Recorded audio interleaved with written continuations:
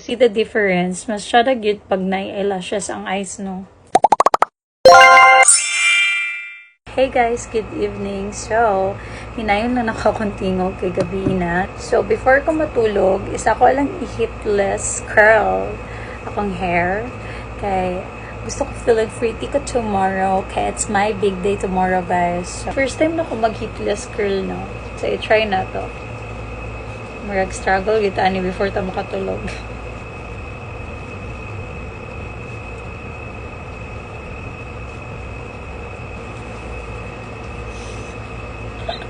So, naman na kita sa buhok after how many hours magmobilar kita sa itong pagginartian ni. Anyway, magtawad ko og lashes and gamito na ko ning Emlan lashes na ko.